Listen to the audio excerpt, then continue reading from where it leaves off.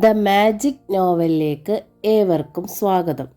Josy വാകമറ്റത്തിൻ്റെ ദ്രാവിഡൻ part 13. എണ്ണത്തോണിയിൽ മുങ്ങി എഴുന്നേറ്റതുപോലെ ചുവർച്ചാരി നിൽക്കുകയായിരുന്നു ട്രീസ. ജിജിയെ കണ്ട് അവൾ തോർത്തെടുത്ത് മാറുമറച്ചു. തെല്ല് ലജ്ജയോടെ അവൾ ജിജിയെ നോക്കി പുഞ്ചിരി തൂകി. ട്രീസ ആകെ മാറിയിട്ടുണ്ടല്ലോ, ഞാൻ എന്ന് കണ്ട കല്ലിച്ച പെണ്ണൊന്നും അല്ലിപ്പോൾ. ട്രീസ മുഖം താഴ്ത്തി. ശരി പോട്ടെ. ജിജി മുറ്റത്തേക്കിറങ്ങി. തിണ്ണയിൽ തന്നെ നിൽക്കുകയായിരുന്ന ത്രേസ്യാമ്മയോട് അവൾ പറഞ്ഞു. രാരിച്ചിൻ്റെ കാര്യം ഇവിടെ വന്നപ്പോഴാണ് ഞാൻ അറിഞ്ഞത്. വലിയ കഷ്ടമായി പോയി. അവൻ്റെ കാര്യം ഓർക്കുമ്പോൾ നെഞ്ചി തീയ. ത്രേസ്യാമ്മ ആദിയോടെ പറഞ്ഞു. സാരമില്ലെന്നേ, ആൾ ജീവനോടെ ഉണ്ടല്ലോ.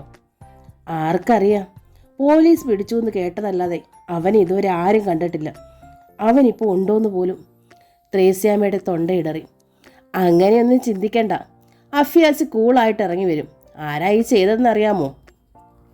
ത്രേസ്യാമ്മയും മോളെയും കണ്ണി നോക്കി. എൻ്റെ പപ്പയും ആങ്ങളമാരും കൂടി ആണോ എന്നൊരു സംശയമല്ലേ? എനിക്കുമുണ്ട് അങ്ങനെ ഒരു സംശയം. എന്തെങ്കിലും വിവരം കിട്ടുമ്പോൾ ഞാനൊന്ന് നോക്കട്ടെ. എന്നെക്കൊണ്ട് പറ്റുന്ന സഹായങ്ങളൊക്കെ ചെയ്യാം. പോകുന്നതിന് മുമ്പ് ജിജി ത്രേസ്യാമ്മയുടെ നേർക്ക് കുറച്ച് പണം വെച്ച് നീട്ടി. ത്രേസ്യാമ്മ അത് വാങ്ങാൻ മടിച്ചു. വേണ്ട മോളെ, ഒരു കൈ കൊണ്ട് തല്ലും മറ്റേ കൈ കൊണ്ട് തലോടലും സ്വീകരിക്കുന്ന പോലായത്. അമ്മയുടെ ഒരു മോള് തരുന്നതായിട്ട് വിചാരിച്ചാൽ മതി. ഇരിക്കട്ടെ, ആവശ്യം വരും. ജിജി അത് നിർബന്ധിച്ച് ത്രേസ്യാമ്മ ഏൽപ്പിച്ചു. അതിനുശേഷം അവൾ വീട്ടിലേക്ക് മടങ്ങി. അന്ന് വൈകുന്നേരം ഒരു ജീപ്പ് നിറയെ പോലീസ് കുരിശുമൂട്ടിലെത്തി. രാരിച്ചൻ്റെ വീടന്വേഷിച്ച് അവർ പിന്നെയും മുമ്പോട്ട് പോയി. കുഞ്ഞിനെ വൈകുന്നേരത്തെ വെയിൽ കൊള്ളിച്ചുകൊണ്ട് ത്രേസ്യാമ്മ മുറ്റത്ത് നിൽക്കുമ്പോഴാണ് പോലീസ് സംഘം വീട്ടിലേക്ക് കയറി ചെന്നത്. പോലീസിനെ കണ്ട് ത്രേസ്യാമ്മ ഞടുങ്ങിപ്പോയി. സർക്കിൾ ഇൻസ്പെക്ടർ നമ്പ്യാർ ത്രേസ്യാമ്മയെ അടിപൊടി നോക്കിയിട്ട് ചോദിച്ചു. രാരിച്ചൻ്റെ വീടല്ലേ ഇത്? അതെ. ഞങ്ങൾക്ക് ഈ വീടൊന്ന് സെർച്ച് ചെയ്യണം. എന്താ സാറേ കാര്യം? ഇൻസ്പെക്ടർ അത് ശ്രദ്ധിക്കാതെ കൂടെയുള്ള പോലീസുകാരെ നോക്കി ആജ്ഞാപിച്ചു. സെർച്ച്. പോലീസ് ബൂട്ടുകൾ ഓടിയെടുക്കുന്ന ശബ്ദം കേട്ട് മോളെയും ജെൻസും ഞെട്ടിത്തിരിഞ്ഞു. അവർ അത്താഴം ശരിയാക്കുന്ന പണിയിലായിരുന്നു. പോലീസുകാർ വീട്ടിനുള്ളിലേക്ക് ഇരച്ചു കയറി. അവരുടെ ചില കണ്ണുകൾ മോളിയെയും ജിൻസിയെയും അടിമുടി ഒഴിഞ്ഞു. പുറത്തേക്കിറങ്ങാൻ തുടങ്ങിയ ജിൻസിയെയും മോളിയെയും പോലീസുകാർ പിടിച്ച് അകത്തേക്ക് തള്ളി. ആരും രക്ഷപ്പെടാൻ നോക്കണ്ട, ഒരാൾ അവരുടെ നേർക്ക് ചീറി. കട്ടിൽ കിടന്ന് മയങ്ങുമായിരുന്ന ട്രീസയെ ഒരു പോലീസുകാരെ ലാത്തി കൊണ്ട് കുത്തി ഉണർത്തി. എണീറ്റ് അങ്ങോട്ട് മാറി നില്ലടി കഴിവരടാ മോളെ. ട്രീസ പെടഞ്ഞെഴുന്നേറ്റു. പോലീസുകാർ വീട്ടിനുള്ളിൽ സാധനങ്ങളെല്ലാം വാരി വലിച്ചിട്ട് പരിശോധിക്കാൻ തുടങ്ങി. രാരിച്ചൻ്റെ വീട് അന്വേഷിച്ച് ഒരു ജീപ്പ് നിറയെ പോലീസ് പോയിട്ടുണ്ടെന്നുള്ള വിവരം പലചരക്ക് കടക്കാരൻ കുഞ്ഞുമോനാണ് ഓടി നടന്ന് മറ്റുള്ളവരെ അറിയിച്ചത്. പെട്ടെന്ന് തന്നെ കുരിശുമൂട്ടിൽ ചെറുപ്പക്കാരുടെ സംഘം ഒത്തുകൂടി. എന്താ സംഗതി എന്നറിയാമോ?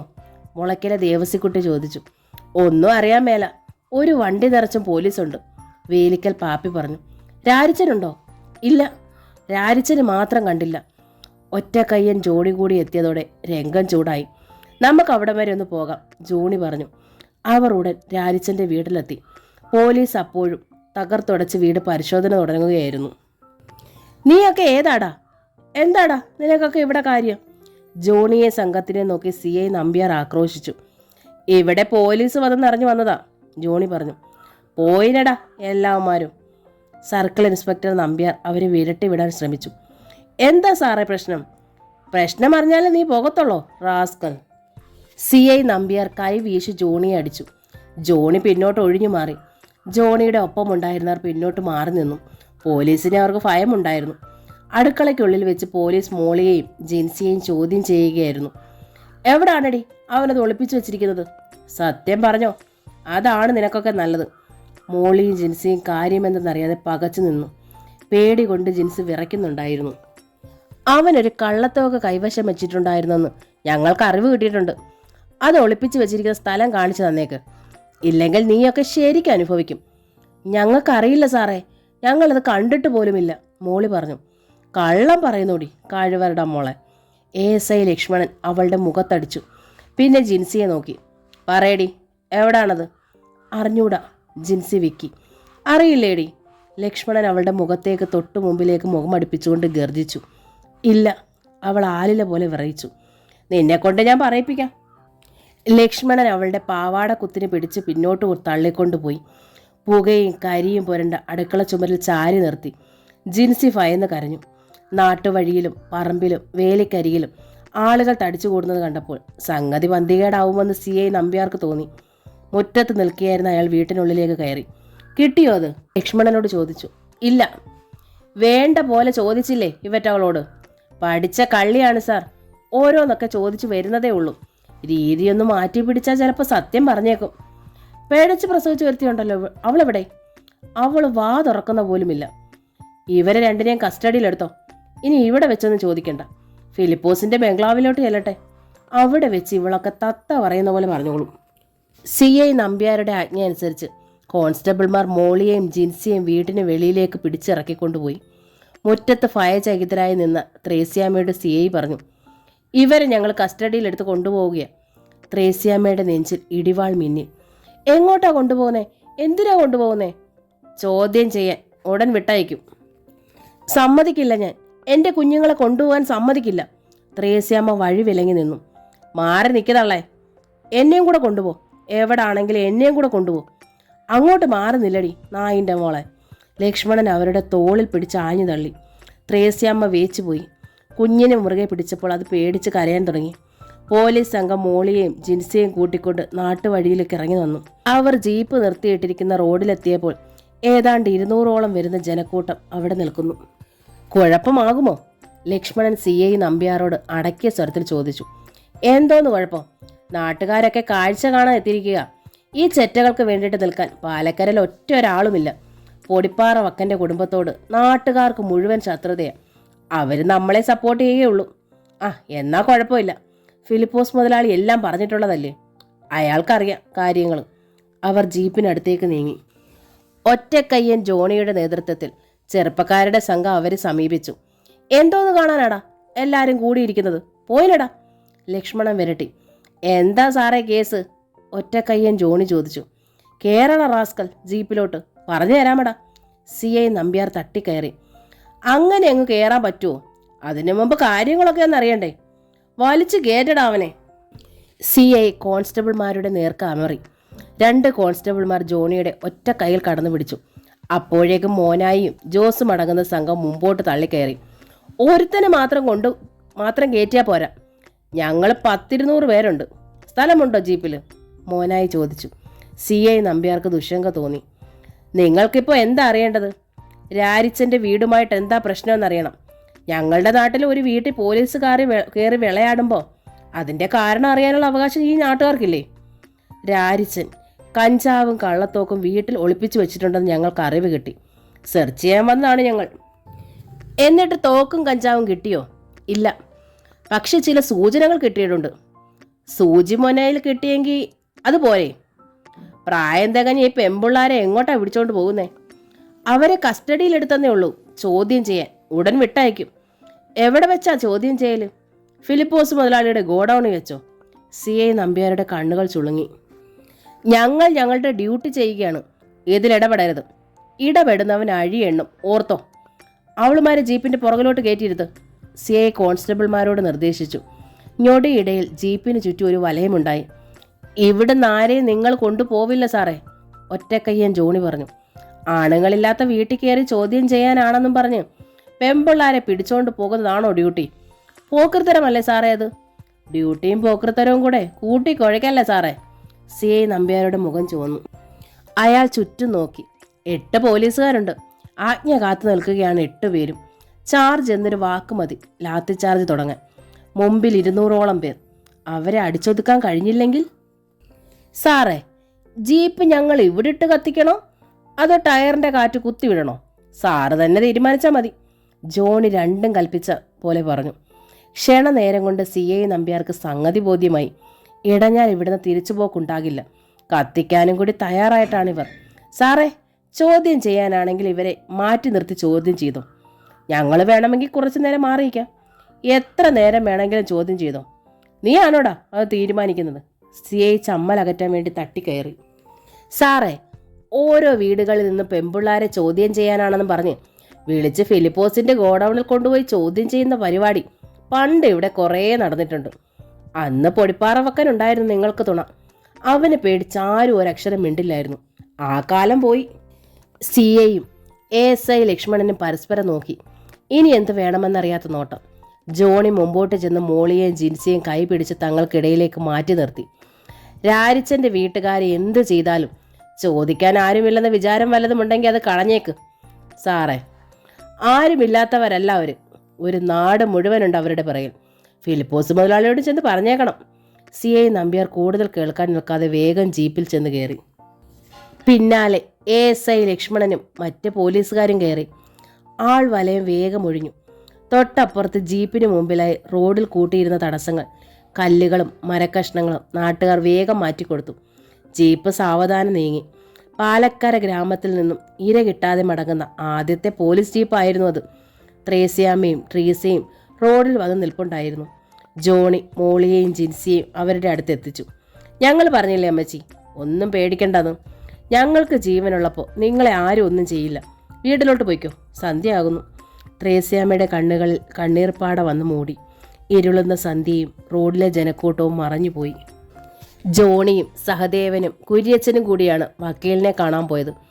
അഡ്വക്കേറ്റ് ശിവരാജൻ കോടതിയിൽ നിന്ന് തിരിച്ചെത്തുന്ന സമയമായിരുന്നു. രാരിച്ചൻ്റെ പേരുള്ള കേസിൻ്റെ കാര്യത്തിന് ജോണിയും മറ്റും അയാളെയാണ് ചുമതലപ്പെടുത്തിയിരുന്നത്. രാരിച്ചനെ പറ്റി എന്തെങ്കിലും വിവരം ജോണി തിരക്കി. ഇതുവരെ വ്യക്തമായൊരറിവുമില്ല. സത്യം പറഞ്ഞാൽ രാരിച്ചനെ ആരെങ്കിലും അറസ്റ്റ് ചെയ്തിട്ട് ഉള്ളതായിട്ട് പോലും ഒരു തെളിവില്ല. എങ്ങോട്ട് കൊണ്ടുപോയെന്നോ എവിടെയാണെന്നോ എന്ത് ചെയ്തെന്നോ ആർക്കും അറിഞ്ഞുകൂടാ. ജോണി സഹദേവനെയും കുര്യച്ചനെയും നോക്കി. ശരിക്കുമുള്ള പോലീസ് തന്നെയാണോ സാറേ അവനെ പിടിച്ചത്, അതോ കള്ള പോലീസോ? ജോണി ചോദിച്ചു. കള്ള പോലീസ് എന്ന് ഉദ്ദേശിച്ചത് എന്താ? അഡ്വക്കേറ്റ് ശിവരാജൻ ചോദിച്ചു. അല്ല, ഫിലിപ്പോസ് മുതലാളിയുടെ വല്ല ഗുണ്ടകളും മറ്റോ വേഷം കെട്ടിയിട്ട്? ഏയ്, അതൊന്നും അത്ര എളുപ്പമല്ല വക്കീൽ സാറേ. അവൻ ജീവനോടെ ഉണ്ടോ ഇല്ലയോ എന്നറിഞ്ഞാൽ മതി ഞങ്ങൾക്ക്. അതറിയാനാണ് നമ്മൾ കോടതിയിൽ ഹർജി കൊടുത്തിരിക്കുന്നത്. ഈ മാസം 16-ാം തീയതി അവനെ കോടതിയിൽ ഹാജരാക്കണമെന്നുള്ള ആണ് കോടതി ഉത്തരവ്. പക്ഷെ ആരും കസ്റ്റഡിയിൽ എടുത്തതായിട്ട് തെളിവില്ലെങ്കിൽ പിന്നെ ആരാ അവനെ കോടതിയിൽ ഹാജരാക്കുന്നേ? കുര്യച്ചൻ സംശയം പ്രകടിപ്പിച്ചു. തെളിവുണ്ടാക്കാനല്ലേ വക്കീലന്മാർ. മയക്കുമരുന്നിനെതിരെയുള്ള ഡിപ്പാർട്ട്മെൻറ്റാണ് രാരിച്ചനെ കസ്റ്റഡിയിലെടുത്തതെന്നും പീരുമേട് പോലീസ് സ്റ്റേഷനിൽ അവനെ കൊണ്ടു ചെന്നിരുന്നതായി തെളിവുണ്ടായിരുന്നെന്നും ഞാൻ കോടതിയിൽ സ്ഥാപിച്ചിട്ടുണ്ട്. 16-ാം തീയതി അവർക്ക് രാരിച്ചനെ കോടതിയിൽ ഹാജരാക്കിയേ തീരൂ, അവൻ ജീവനോടെ ഉണ്ടെങ്കിൽ. ഇല്ലെങ്കിൽ ജോണി നെറ്റി ചുളിച്ചു. അവരുത്തരം പറയേണ്ടി വരും അവൻ്റെ ജീവന്. വലിയ കോളിളക്കമുണ്ടാക്കാവുന്ന കേസായത്. അതാണ് അതിലെനിക്ക് ഇത്ര ഇൻട്രസ്റ്റ്. അവനില്ലാതിരിക്കുന്നതാണ് ഒരു വക്കീലെന്ന നിലയിൽ എനിക്ക് നല്ലത് എന്ന് ഞാൻ പറയുമ്പോൾ നിങ്ങൾ മറ്റൊന്നും വിചാരിക്കരുത്. ഇതുപോലൊരു കേസിലുള്ളതും ഇല്ലാത്തതും കണക്കാ. അതെന്താ സാറേ അങ്ങനെ പറഞ്ഞത്? കുര്യച്ചൻ ചോദിച്ചു. അതൊന്നും ഇപ്പം പറഞ്ഞാൽ നിങ്ങൾക്ക് മനസ്സിലാവില്ല. രാരിച്ചൻ ജീവനോടെ ഉണ്ടെങ്കിലോ? കഞ്ചാവ് കേസല്ലേ, തല ഊരാൻ ബുദ്ധിമുട്ടാ. 5-6 കൊല്ലമെങ്കിലും ജയിലിൽ കിടക്കേണ്ടി വരും. മയക്കുമരുന്ന് കേസിനൊക്കെ ഭയങ്കര ശിക്ഷയാണ്. പക്ഷെ അവൻ നിരപരാധിയാണ്. എങ്ങനെ തെളിയിക്കും? രാരിച്ചൻ ഓടിക്കുന്ന ടാക്സി ജീപ്പിൽ നിന്നാണ് കഞ്ചാവ് പിടിച്ചെടുത്തത്. തൊണ്ടി സഹിതം പിടിക്കുകയായിരുന്നു പ്രതിയെ. അല്ലെങ്കിൽ അതിന് പിന്നിൽ പ്രവർത്തിച്ചത് ആരൊക്കെയാണെന്ന് തെളിയിക്കണം. ശക്തമായ തെളിവുകൾ തന്നെ വേണം. കഞ്ചാവ് എങ്ങനെ രാരിച്ചൻ്റെ ജീപ്പിൽ വന്നുവെന്നും അതിൻ്റെ ഉറവിടം എവിടെയെന്നും തെളിയിക്കപ്പെടണം. സർ, ഫിലിപ്പോസ് മുതലാളിയാണ് ഇതിൻ്റെ പിന്നിലെന്ന് ഞങ്ങൾക്ക് ഉറപ്പാണ്. എങ്കിലൊരു രക്ഷയുമില്ല. ഫിലിപ്പോസ് ആരാ മോൻ? എല്ലാ പഴുതുകളും അടച്ചിട്ട് അയാൾ എന്തെങ്കിലും ചെയ്യൂ. രാരിച്ചനെ രക്ഷിക്കാൻ വേണ്ടി എന്ത് ചെയ്യാനും ഞങ്ങൾ ഒരുക്കമാ. എന്ത് ചെയ്യണമെന്ന് വക്കീൽ സാർ പറഞ്ഞാൽ മതി. ഒറ്റക്കയ്യൻ ജോണി പറഞ്ഞു. ഇതിൻ്റെ പുറകിൽ ആരാ കളിച്ചതെന്ന് കണ്ടുപിടിക്കുക. വേരു മുതൽ മാന്തി എടുത്ത് വെളിയിലിടണം. അല്ലെങ്കിൽ അവന് ശിക്ഷ കിട്ടുമെന്ന് ഉറപ്പാ. ജോണി ആലോചനയോടെ തലയാട്ടി. രാരിച്ചൻ്റെ കഞ്ചാവ് കേസിനെ പറ്റി എന്തെങ്കിലും സൂചന വിൻസെന്റിന്റെ കയ്യിൽ നിന്നും ചോർത്തിയെടുക്കാൻ കഴിഞ്ഞേക്കുമെന്നായിരുന്നു ജിജിയുടെ വിശ്വാസം. ഒരു രാത്രിയിൽ അത്താഴ സമയത്ത് അവൾ വിൻസെന്റിനോട് ചോദിച്ചു, ആ പൊടിപ്പാറ വക്കൻ്റെ മകൻ കഞ്ചാവ് കേസിൽ ജയിലിലാണെന്നൊക്കെ കേട്ടല്ലോ. ആ, അങ്ങനെയൊക്കെ കേൾക്കുന്നു, വിൻസെന്റ് ഒഴുക്കം മട്ടിൽ പറഞ്ഞു. അവനെ ഒരു പാഠം പഠിപ്പിക്കാൻ നിങ്ങൾ അപ്പനും ആൺമക്കളും നോക്കിയിട്ട് പറ്റിയില്ലല്ലോ. അവസാനം പോലീസ് തന്നെ വേണ്ടി വന്നല്ലോ. എങ്ങനെയായാലും അവന് കിട്ടേണ്ടത് കിട്ടി, വിൻസെന്റ് പറഞ്ഞു. പപ്പ അവൻ കുറേ നാണം കെടുത്തി അല്ലേ പപ്പ? ജിജി ഫിലിപ്പോസിനെ ചൊടിപ്പിക്കാൻ ശ്രമിച്ചു. ഞാൻ കരുതിയത് പപ്പ അവനെ അങ്ങനെ വെറുതെ വിടുകയില്ലെന്നാ. ഫിലിപ്പോസ് വിൻസെന്റിനെ ഒന്ന് നോക്കിയിട്ട് എങ്ങും തൊടാതെ പറഞ്ഞു. അവൻ നമ്മളെ ഇട്ട് കുറേ കുരങ്ങ് കളിപ്പിച്ചെന്നുള്ളത് നേര്. ഏതായാലും ദൈവം അവന് തക്ക ശിക്ഷ കൊടുത്തു. ഇനി കുറച്ചു കാലം ജയിലിൽ കിടക്കട്ടെ, അപ്പോഴേക്കും ഒന്നും എരുങ്ങും. മയക്കുമരുന്ന് കേസല്ലേ, അവൻ്റെ നട്ടല് വിഴിഞ്ഞ് വെള്ളം എടുത്തിട്ടേ അവർ പുറത്തു വിടും. പയസ് അഭിപ്രായപ്പെട്ടു. എന്തായാലും നന്നായി, ജിജി പറഞ്ഞു. നാട്ടിലെ റൗഡികളെ പേടിച്ച് ജീവിക്കേണ്ടി വരിക എന്ന് വെച്ചാൽ എന്തൊരു ഗതികേടാ. പിന്നെ ആരും ഒന്നും മിണ്ടിയില്ല. പിറ്റേന്ന് ഫിലിപ്പോസ് മുതലാളിയും വിൻസെൻറ്റും വീട്ടിലില്ലാത്ത നേരം നോക്കി ജിജി വീടിന് പുറത്തിറങ്ങി. മഴച്ചാറ്റലുണ്ടായിരുന്നു. വളപ്പുരയോട് ചേർന്നുള്ള ഓഫീസ് കെട്ടിടമായിരുന്നു അവളുടെ ലക്ഷ്യം. മഴയത്ത് ഓടിക്കയറി വന്ന ജിജിയെ കണ്ട് രാമൻകുട്ടി പരിഭ്രമത്തോടെ എന്തോ മേശയ്ക്ക് അടിയിലേക്ക് വെച്ചു. അയാൾ മേശപ്പുറത്ത് കണക്ക് പുസ്തകം നിവർത്തി വെച്ച് എന്തോ എഴുതുകയായിരുന്നു. രാമൻകുട്ടി ഒറ്റയ്ക്കേ ഉള്ളൂ? ആ, അയാൾ ഞെരങ്ങി. എന്നെ കണ്ട് എന്താ ഒളിച്ചത്? കാണിച്ചേ. രാമൻകുട്ടി മടിച്ച് മേശയ്ക്കടിയിൽ നിന്ന് കൈ പുറത്തെടുത്തു. അയാളുടെ കയ്യിൽ പാതി ഒഴിഞ്ഞ ഗ്ലാസ്. എന്താ ഇത്? ഇത് പിന്നെ ചാരായം അല്ലേ? ഇവിടെ ഇരുന്ന് ചാരായം മോന്തുക പാണി അല്ലേ? ഇത് കുഞ്ഞെ തണുപ്പത്തും മഴയത്തും. ജിജി ഒന്ന് ഇരുത്തി മൂളി. തോട്ടത്തിലെ പണിയൊക്കെ എങ്ങനെ നടക്കുന്നു രാമൻകുട്ടി? ഇപ്പോൾ ഒരു കുഴപ്പമില്ല. പിന്നെപ്പോഴാ കുഴപ്പമുണ്ടായിരുന്നത്? ആ രാരിച്ചനിരുന്നപ്പോൾ ശകലം പുലിവാലായിരുന്നു. രാരിച്ചനിപ്പോൾ ജയിലിലാണല്ലോ. അവനെ ഒതുക്കിയതല്ലേ, ഇനി ആയുസിൽ അവൻ തല പൊക്കുകയില്ല. പപ്പ എന്നോടെല്ലാം പറഞ്ഞു. രാരിച്ചൻ്റെ ജീപ്പിനകത്ത് കഞ്ചാവ് വെച്ചതും. ഏതായാലും അവൻ്റെ റൗഡികളി തീർന്നല്ലോ. ഇനി മനുഷ്യർക്ക് പേടിക്കാതെ ജീവിക്കാമല്ലോ. ജിജി തട്ടിവിട്ടു. ഇങ്ങനെ ഒരു വേല കാണിച്ചില്ലായിരുന്നെങ്കിൽ അവൻ പൊടിപ്പാറ വക്കനേക്കാൾ ഭീകരനായിട്ട് വന്നേനെ. രാമൻകുട്ടി അത് കൈവച്ചുകൊണ്ടിരിക്കണ്ട, കുടിച്ചോ. രാമൻകുട്ടി ഒരിളിഫ്യ ചിരിയോടെ കൈപ്പടം കൊണ്ട് മുഖം മറച്ചു കുടിച്ച് ഗ്ലാസ്സിനുള്ളത് ഒറ്റ വലിക്ക് കുടിച്ചു. എന്നിട്ട് എങ്ങനെയാ രാരിച്ചനെ കുരുക്കിയത്? രാമൻകുട്ടിയുടെ ബുദ്ധിയായിരിക്കും. രാമൻകുട്ടി ആരാ പുള്ളി എനിക്ക് അറിയരുതോ? ഞങ്ങളുടെ കുടുംബത്തിന് വേണ്ടിയിട്ട് ജീവൻ കളയും, പപ്പ പറഞ്ഞിട്ടുണ്ട്. ആ പ്രശംസ രാമൻകുട്ടിക്ക് ഇഷ്ടപ്പെട്ടു. പാറക്കടവിൽ മാണിയെന്നും പറഞ്ഞൊരുത്തനുണ്ട്. മലഞ്ചരക്ക് കച്ചവടമാ പണി. കള്ളും കാശും കൊടുത്ത് അവനെ വശത്താക്കി. ഒക്കെ എൻ്റെ ബുദ്ധിയായിരുന്നു. ആ, എന്നിട്ട് മുതലാളി പറഞ്ഞില്ലേ കുഞ്ഞിനോട്? ഞാനത്ര വിശദമായിട്ട് ചോദിച്ചില്ല. മുതലാളിയോട് ചോദിച്ചാൽ മതി, ഞാൻ പറയുന്നത് ശരിയല്ല. അതൊന്നും സാരമില്ലെന്നേ. രാമൻകുട്ടി ഒന്ന് സംശയിച്ചു. വേണ്ട, എൻ്റെ വായിന്ന് വല്ലതും വീണെന്നറിഞ്ഞാൽ അത് മതി. മുതലാളി എന്നെ നിർത്തിപ്പൊരിക്കും. ഞാൻ ആരോടും പറയില്ലെന്നേ. എനിക്കിത്തിരി പണിയുണ്ട് കുഞ്ഞെ. രാമൻകുട്ടി കണക്ക് പുസ്തകം അടുപ്പിച്ചു വെച്ചു. രാമൻകുട്ടിയിൽ നിന്ന് കൂടുതലൊന്നും കിട്ടില്ലെന്ന് ജിജിക്ക് മനസ്സിലായി. ജിജി പിറ്റേന്ന് തന്നെ രാരിച്ചൻ്റെ വീട്ടിൽ ചെന്ന് കിട്ടിയ വിവരങ്ങൾ കൈമാറി. ത്രേസ്യാമ്മ നിർദ്ദേശിച്ചതനുസരിച്ച് ജിൻസി പോയി ഒറ്റക്കയ്യൻ ജോണിയെ കണ്ടു. വൈകുന്നേരത്തോടെ സഹദേവനും മോനായിയും കുഞ്ഞുമോനും ദേവസിക്കുട്ടിയും ജോസും എല്ലാം അടങ്ങുന്ന സംഘം ഒത്തുകൂടി. പെട്ടെന്നുള്ള കൂടിയാലോചന, തീരുമാനങ്ങൾ. മാണി എനിക്ക് ശരിക്കറിയാം. വീടുകളിൽ നിന്ന് ചില്ലറ മലഞ്ചരക്ക് സാധനങ്ങൾ വാങ്ങി ശേഖരിച്ച് സൂര്യഗിരിയിൽ കൊണ്ടുപോയി വിൽക്കുന്ന പണിയാ. പാറക്കടവിൽ അവൻ്റെ വീടും അറിയാം. കുഞ്ഞുമോൻ പറഞ്ഞു. നമ്മൾ ഇന്ന് സന്ധ്യയ്ക്ക് അവനെ കാണുന്നു, ബാക്കി പുറകെ. ജോണി പറഞ്ഞു. 20 പേരടങ്ങുന്ന സംഘമാണ് പാറക്കടവിന് പുറപ്പെട്ടത്. മാണിയുടെ വീട് കുഞ്ഞുമോൻ കാട്ടിക്കൊടുത്തു. അരണ്ട നിലാവത്ത് മലഞ്ചെരുവിലെ ഒറ്റപ്പെട്ട കൃഷിയിടത്തിന് നടുവിൽ പുല്ലുമേഞ്ഞൊരു വീട്. കൃഷിയിടത്തിന് ചുറ്റും പുൽമേടുകൾ. വീടിന് താഴെ വെട്ടുവഴിയിൽ സംഘം നിന്നു. എല്ലാവരും കൂടി അങ്ങോട്ടേന്ന് അവനെ ഭയപ്പെടുത്തണ്ട. ഞങ്ങൾ 3-4 പേര് പോകാം, ബാക്കിയുള്ളവർ ഇവിടെ നിൽക്കേ, ജോണി പറഞ്ഞു. കുഞ്ഞുമോനും ജോണിയും മോനായും കൂടി വീട്ടുമുറ്റത്തേക്ക് കയറി ചെന്നു. അവർ ചെല്ലുമ്പോൾ മാണി അത്താഴം കഴിച്ച് തിണ്ണയിൽ നിന്നുകൊണ്ട് മുറ്റത്തേക്ക് കൈ കഴുകുകയാണ്. മാണി ആശ്ചര്യത്തോടെ ആഗതരെ നോക്കി. കുഞ്ഞുമോനെയും ജോണിയും അയാൾക്ക് പരിചയമുണ്ട്. എന്താ ജോണി ഈ അസമയത്ത്? മാണി കൈ കഴുകിയ മൊന്ത ഡെസ്കിന്മേൽ വെച്ചു. മാണിച്ചായനിങ് വന്നേ, ഒരത്യാവശ്യ കാര്യം പറയാനുണ്ട്, ജോണി വിളിച്ചു. എന്ത് കാര്യമാ? കുറച്ച് ഇഞ്ചിയുടെ ബിസിനസ്സാ. 4 ലോഡ് കാണും. പണം അത്യാവശ്യമുള്ള കേസാ. വില കുറച്ച് തരാം. എവിടെയാ? പച്ചക്കാനത്ത്. താഴെ നിൽപ്പുണ്ട് കക്ഷി. മേരിക്കുട്ടിയേ, ഞാനിതാ വരുന്നു. വീട്ടിനകത്തേക്ക് നോക്കി വിളിച്ചു പറഞ്ഞിട്ട് മാണി പുറ്റത്തേക്ക് ഇറങ്ങി. നടക്കല്ലിറങ്ങുമ്പോൾ ജോണിയും കുഞ്ഞുമോനും മാണിയുടെ പുറകെ നിന്നു. വെട്ടുവഴിയിലെത്തിയ മാണി അന്തം വിട്ടു. മുമ്പിൽ 10-17 പേർ. മാണിക്ക് ദുശങ്ക തോന്നി. അയാൾ പിന്തിരിയാൻ ഭാവിച്ചു. ചെവിക്കല്ല് തകരുന്ന ഒരടിയേറ്റ് അടുത്ത ക്ഷണം മാണി മറിഞ്ഞു വീണു. എടാ മാണി, മരങ്ങോടാ, നിന്നെ കൈകാര്യം ചെയ്യാൻ എനിക്ക് ഒറ്റ കൈമതി. ജോണി കുനിഞ്ഞ് അയാളുടെ കഴുത്തിന് കുത്തിപ്പിടിച്ചു. മാണി പിടഞ്ഞെഴുന്നേൽക്കാൻ ശ്രമിച്ചു. കുഞ്ഞുമോൻ അയാളുടെ നെഞ്ചത്തേക്കിരുന്നു. അയ്യോ, മാണി നിലവിളിച്ചു. കുഞ്ഞുമോൻ അയാളുടെ വായ പൊത്തി. ഒച്ചയെടുത്താൽ ഒറ്റ കുത്തിന് നിന്റെ കാറ്റ് കളയും പുല്ലേ. കുഞ്ഞുമോൻ പല്ലിറുമ്മി. രക്ഷയില്ലെന്ന് മാണിക്ക് മനസ്സിലായി.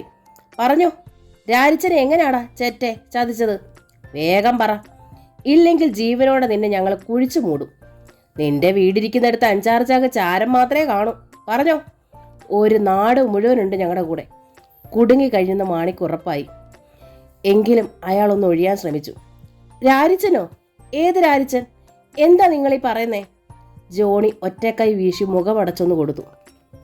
രാരിച്ചനെ നിനക്കറിയത്തില്ല അല്ലേടാ? അവന്റെ ജീപ്പിൽ കഞ്ചാവ് വന്നത് എങ്ങനെയെന്നറിയാമോടാ? എനിക്കൊന്നും അറിയത്തില്ല. രാരിച്ചൻ, കഞ്ചാവ്, നിങ്ങൾ എന്തൊക്കെയായി പറയുന്നേ? ജോസേ, ആ കത്തി ഇങ്ങ് തന്നേടാ. ഇവനിനി ജീവിച്ചിരിക്കണ്ട. ജോസ് കത്തി നീട്ടി. ജോണി അത് വാങ്ങിയതും മാണി നിലവിളിക്കും പോലെ പറഞ്ഞു, ഞാൻ പറയാം, എല്ലാം പറയാം. പറയടാ പുല്ലേ. ഭയചകിതനായി പോയ മാണി കിടന്ന കിടപ്പിൽ തന്നെ എല്ലാം ഏറ്റു പറഞ്ഞു. രാമൻകുട്ടിയും വിൻസെന്റുമായിരുന്നു ചതിയുടെ സൂത്രധാരന്മാർ. അവർ ഗൂഢാലോചനയുമായി മാണിയെ സമീപിച്ചപ്പോൾ മാണിക്കത് വിട്ടുകളയാൻ തോന്നിയില്ല. രഹസ്യ പദ്ധതിയെക്കുറിച്ച് രാമൻകുട്ടിയും വിൻസെന്റും കൂടി ചുക്കിൽ പൊതിഞ്ഞ കഞ്ചാവ് ചാക്കുകൾ പാറക്കടവിലെത്തിച്ചു. മുൻകൂട്ടി നിശ്ചയിച്ച പ്രകാരം സംഭവ ദിവസം ഉച്ചനേരത്ത് മാണി സൂര്യഗിരിയിൽ ചെന്ന് രാരിച്ചൻ്റെ ജീപ്പ് ടാക്സി വിളിക്കുന്നു. ഒരു ലോഡ് ചുക്ക് പാറക്കടവിൽ ചെന്ന് എടുക്കണമെന്നും അവിടെ ലോഡ് ചെയ്ത് തരാൻ ആളുണ്ടെന്ന് രാരിച്ചനോട് പറയുന്നു. ഇതേക്കുറിച്ച് മറ്റാരോടും പറയാതിരിക്കാൻ രാരിച്ചൻ്റെ ജീപ്പ് പാറക്കടവിൽ പുറപ്പെടുന്നതുവരെ മാണി അവൻ്റെ കൂടെ നിൽക്കുന്നു. രാരിച്ചൻ ലോഡെടുക്കാൻ ജീപ്പുമായി പോയ ഉടൻ മാണി മുങ്ങി. രാരിച്ചൻ പാറക്കടവിലെത്തിയപ്പോൾ കലങ്കിനരികിൽ കാത്തുനിന്ന 2 പണിക്കാർ ചുക്ക് ലോഡ് ചെയ്ത് കൊടുക്കുന്നു. വിൻസെന്റ് മുൻകൂട്ടി ഒറ്റിക്കൊടുത്തതനുസരിച്ച് നാർക്കോട്ടിക് കൺട്രോൾ വിഭാഗം പച്ചക്കാനത്ത് കാത്തു നിൽക്കുന്നു. ചരക്ക് കയറ്റി വന്ന രാരിച്ചൻ്റെ ജീപ്പ് തടഞ്ഞ് തൊണ്ടി സഹിതം പിടികൂടുന്നു. ഇതാണ് സംഭവം. ഈ മാമാപ്പണിക്ക് എത്ര രൂപ കിട്ടിയടാ നായിൻ്റെ മോനെ നിനക്ക്? ജോണി അയാളുടെ മുഖത്ത് പടക്കം പൊട്ടിച്ചുകൊണ്ട് ചോദിച്ചു. 10,000. എന്നെ ഉപദ്രവിക്കല്ലേ, കുഞ്ഞുകുട്ടി പരാധനങ്ങളുള്ളതാണേ. മാണി കൈകൂപ്പിക്കറിഞ്ഞു. ഏത് പോലീസ് വന്ന് ചോദിച്ചാലും നിനക്ക് സത്യമായിട്ട് പറയാമോടാ? ഒരു പടക്കം കൂടി പൊട്ടി. പറയാമേ, ഞാൻ എവിടെയും പറയാം. മറിച്ച് പറഞ്ഞാൽ അടുത്ത ദിവസം നീ ഭൂമിക്ക് മീതെ കാണില്ല. നിന്റെ കുടുംബം ഞങ്ങൾ കുളം തോണ്ടും. മാണി ദയനീയതയോടെ തലയാട്ടി. എഴുന്നേറ്റ് വാടാ ഞങ്ങളുടെ കൂടെ, ശകലം പണി കൂടിയുണ്ട് തീരെ. ജോണി അയാളെ വലിച്ചു പൊക്കി. മാണിയെയും കൂട്ടി സംഘം പാലക്കരയ്ക്ക് നടന്നു. വളപ്പുരയ്ക്കരിയിൽ ആശാരിമാർക്ക് താമസിക്കാൻ വേണ്ടി പണി കഴിപ്പിച്ച ഷെഡുകളിലൊന്നിൽ കിടന്ന് പൂണ്ട ഉറക്കമായിരുന്നു രാമൻകുട്ടി. വാതിലിൽ തുടരെ അടിക്കുന്ന ശബ്ദം കേട്ട് അയാൾ എഴുന്നേറ്റ് കണ്ണു തിരുമ്മി. ആരടാ അത്? നാശം പിടിക്കാൻ. ഞാനാ, എസ്തപ്പാനാ. കഥകൊന്ന് തുറന്നേ. ഈ കഴിവേറിക്കൊന്നും ഉറക്കമില്ലേ? പ്രാഗിക്കൊണ്ട് രാമൻകുട്ടി തപ്പി തടഞ്ഞ് എഴുന്നേറ്റുകൊണ്ട് വാതിൽ തുറന്നു. താടിയെല്ല് തകരുന്ന ഒരടി. പിന്നോട്ട് വേച്ചുപോയ രാമൻകുട്ടിയുടെ അടിവയറ്റിലൊരു ചവിട്ടുമേറ്റു. അവിടം പൊത്തിപ്പിടിച്ചുകൊണ്ട് രാമൻകുട്ടി പുളഞ്ഞ് നിലത്തേക്കിരുന്നു. അയാളുടെ ശ്വാസം വിലങ്ങി, കണ്ണടഞ്ഞു. ആരൊക്കെയോ ഷെഡിലേക്ക് ഇടിച്ചു കയറുന്ന കനത്ത കാലൊച്ചകൾ. കണ്ണിലെ ഇരുട്ട് മാഞ്ഞപ്പോൾ രാമൻകുട്ടി കണ്ടു. തീപ്പന്തങ്ങളുമായി മുന്നിൽ 20ഓളം പേർ. കുനിഞ്ഞ് പല്ലിളിച്ച് നിൽക്കുന്ന സഹദേവന്റെ വീതുളി തൻ്റെ കഴുത്തിന് മീതെ. അവസാനമായിട്ട് നിനക്ക് വല്ലതും ഓർക്കാനുണ്ടെങ്കിൽ ഓർത്തോ, നിന്നെ കൊല്ലാൻ പോവുക ഞങ്ങൾ. രാമൻകുട്ടി നടുങ്ങിപ്പിടഞ്ഞു. സഹദേവൻ വീതുളി രാമൻകുട്ടിയുടെ കഴുത്തിൽ വെച്ചു. തട്ടിയേക്കട്ടെ? അവൻ മുഖം തിരിച്ച് പിന്നിൽ നിൽക്കുന്നവരോട് ചോദിച്ചു. കൊല്ലരുതെന്നെ. രാമൻകുട്ടിയുടെ മുഖം വെട്ടി വിറച്ചു. അവൻ്റെ 2 കണ്ണുകളിലോട്ട് ഓരോ പന്തം കുത്തി കയറടാ മോനായി അമറി. വാളംപറമ്പിൽ ജോസ് അയാളുടെ കണ്ണിന് നേരെ പന്തം താഴ്ത്തി. അയ്യോ, ഒന്നും ചെയ്യല്ലേ, കൊല്ലല്ലേ. രാമൻകുട്ടി പിടഞ്ഞു കരഞ്ഞു. പറയടാ, ഫിലിപ്പോസ് മുതലാളി എവിടാ കഞ്ചാവ് ഒളിപ്പിച്ചു വച്ചിരിക്കുന്നത്? രാമൻകുട്ടി ഒന്നും അടിച്ചു. എനിക്കറിയത്തില്ല. ജോസിന്റെ കയ്യിലിരുന്ന പന്തം താണു. അയാളുടെ പിരുകവും കൺപീലികളും കരിഞ്ഞ ഗന്ധം വായുവിൽ ഉയർന്നു. പറയാം, കൊല്ലരുത്. സമയമില്ല ഞങ്ങൾക്ക്, വേഗം പറ. വളപ്പുരയില, നിലവറയിൽ. പട്ടി കഴിവരടാ മോനെ, കാണിച്ചാടാ. സഹദേവൻ ചീറി. ജോസും മോനായും കൂടി രാമൻകുട്ടിയെ വലിച്ചു പൊക്കി. സൂക്ഷിച്ചോ, അവൻ ഓടിക്കളയും, കാട്ടുപന്നിയാ. എസ്തപ്പാൻ മുന്നറിയിപ്പ് നൽകി. ദേവസിക്കുട്ടി ഷെഡിൽ കിടന്ന കയറെടുത്ത് ഒരറ്റത്ത് കുടുക്കുണ്ടാക്കി രാമൻകുട്ടിയുടെ കഴുത്തിലിട്ടു. അല്പം മുറുക്കി കയറിൻ്റെ മറ്റേ അറ്റം കയ്യിൽ ചുറ്റിപ്പിടിച്ചു. ഇനി ഞങ്ങളെ വെട്ടിച്ച് മുന്നോട്ട് ഓടാനാഞ്ഞാൽ കള്ള കഴിവേറി നീ കുടുക്ക് മുറുകിച്ചാവും. ദേവസിക്കുട്ടി താക്കീത് ചെയ്തു. അനുസരണയുള്ള ഒരു മൂരിക്കിടാവിനെ കഴുത്തിന് കയറിട്ട് കൊണ്ടുപോകുന്നത് പോലെ അവർ രാമൻകുട്ടിയെ വളപ്പുരയുടെ നേർക്ക് നടത്തി. കാക്കി ട്രൗസറിൻ്റെ പോക്കറ്റിൽ നിന്ന് താക്കോലെടുത്ത് രാമൻകുട്ടി വളപ്പുരയുടെ വലിയ വാതിൽ തുറന്നു. രാമൻകുട്ടി മുമ്പേ കയറി, ബാക്കിയുള്ളവർ പുറകെ. എല്ലാവരും അകത്ത് കടന്നയുടൻ കുഞ്ഞുമോൻ വാതിലടച്ചു. രാമൻകുട്ടി വിശാലമായ വളപ്പുരയുടെ തെക്കേ അറ്റത്തേക്ക് നീങ്ങി. അവിടെ തറയിൽ വൈക്കോൽ വിരിച്ചിരിക്കുന്നു. രാമൻകുട്ടി ഒരു ഭാഗത്തെ വൈക്കോൽ വാരി മാറ്റി. അവിടെ തറയോട് ചേർന്ന് കാണപ്പെട്ട വലിയ ഇരുമ്പ് തകിടിൻ്റെ മുകളിലെ ചങ്ങലയിൽ പിടിച്ച് വലിച്ചു പൊക്കി. താഴെ ഒരു ഇരുണ്ട നിലവറ കാണപ്പെട്ടു. അങ്ങോട്ടിറങ്ങിപ്പോവാൻ കൽപ്പടികളുണ്ടായിരുന്നു. രാമൻകുട്ടിയെയും കൂട്ടി അവർ പടികളിലൂടെ താഴേക്കിറങ്ങി.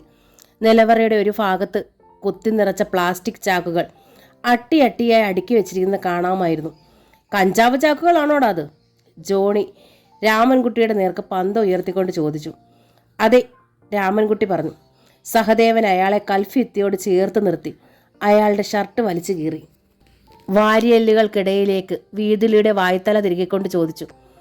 കഞ്ചാവ് മാത്രമേ ഉള്ളോടാ? ഉള്ളു. വേറൊന്നുമില്ലേടാ? ഇല്ല, രാമൻകുട്ടി വിക്കി. നിന്റെ മുതലാളി ആളുകളെ കൊന്ന് കുഴിച്ചു മൂടുന്നതും ഈ നിലവറയിൽ തന്നെയാണോടാ പട്ടി? സഹദേവൻ വെറുതെ ചോദിച്ചതായിരുന്നെങ്കിലും രാമൻകുട്ടി പതറി. അത് സഹദേവൻ ശ്രദ്ധിക്കുകയും ചെയ്തു. അല്ലേടാ, പറയടാ. രാമൻകുട്ടി മുഖം താഴ്ത്തി. സീതയെ കൊന്ന് കുഴിച്ചു മൂടിയതും ഇവിടെ തന്നെയാണോടാ നായേ? സഹദേവൻ വീതുളി ഒന്നു ചുരുങ്ങി. രാമൻകുട്ടിയുടെ നെഞ്ചു മുറിഞ്ഞ് ചോര വാർന്നു. അയാൾ പ്രാണഭീതിയോടെ പെട്ടെന്ന് പറഞ്ഞു, ഇവിടെയാ. സഹദേവൻ ഞെട്ടിപ്പോയി. എവിടാണടാ കഴിവേറി? കാട്ടിത്താ. അവൻ അലറി. രാമൻകുട്ടി ഒരു മൂലയിലേക്ക് വിരൽ ചൂണ്ടി. നിലവറയിൽ ഭയാനകമായൊരു നിശബ്ദത വ്യാപിച്ചു. സഹദേവന്റെ മുഖം ചുട്ടുപഴുത്തു. രാമൻകുട്ടി ചൂണ്ടിക്കാട്ടിയിടം നല്ലതുപോലെ ഉറച്ച തറയായിരുന്നു. സഹദേവൻ അവിടേക്കും രാമൻകുട്ടിയുടെ മുഖത്തേക്ക് മാറി മാറി നോക്കി. സുമതി എവിടെ കുഴിച്ചിട്ടടാ പാട്ടി? സഹദേവന് ഭ്രാന്ത് പിടിച്ചതുപോലെയായിരുന്നു. രാമൻകുട്ടി മറ്റൊരു ഭാഗം ചൂണ്ടിക്കാട്ടി. രമണി. തോട്ടിറമ്പിലെ ചതുപ്പിൽ ആളുകൾ കയ്യിൽ പന്തവുമായി തരിച്ചു നിൽക്കുകയാണ്. വിശ്വസിക്കാനാവാതെ ജോണി പന്തവുമായി മുന്നോട്ട് വന്നു. കൊല്ലാനും കുഴിച്ചു മൂടാനും ആരൊക്കെ ഉണ്ടായിരുന്നടാ? ജോണി ചോദിച്ചു. പൊടിപ്പാറ വക്കനും മുതലാളിയും പിന്നെ രാമൻകുട്ടി ഭീതി പൂണ്ട് അവരെ നോക്കി പറയാൻ അറച്ചു നിന്നു. പിന്നെ നീയും. സഹദേവന്റെ ചോദ്യവും പടക്കം പൊട്ടുന്നത് പോലുള്ള അടിയും ഒപ്പമായിരുന്നു. പേ ഇളകിയതുപോലെ സഹദേവൻ അയാളെ ആക്രമിച്ചു. മോനായും ദേവസിക്കുട്ടിയും കൂടി രാമൻകുട്ടിയുടെ മേൽ ചാടി വീണു. കനത്ത ഇടികളേറ്റ് രാമൻകുട്ടിയുടെ മുഖം ചതഞ്ഞു. മോനായ കാൽമുട്ടുകൊണ്ട് അയാളുടെ വയറിന് മീതെ ആഞ്ഞിടിച്ചു. സഹദേവനും ദേവസിക്കുട്ടിയും അയാളെ നിലത്തിട്ട് ചവിട്ടി അരച്ചു. കൊല്ലരുതവനെ. ജോണി അവരെ തടഞ്ഞു. നമുക്കവനെ ജീവനോടെ വേണം. രാമൻകുട്ടി നനഞ്ഞ ചാക്ക് പോലെ ചതഞ്ഞു നുറുകി ചോര ഒലിപ്പിച്ച് നിലത്ത് ചുരുണ്ടുകൂടി കിടന്നു.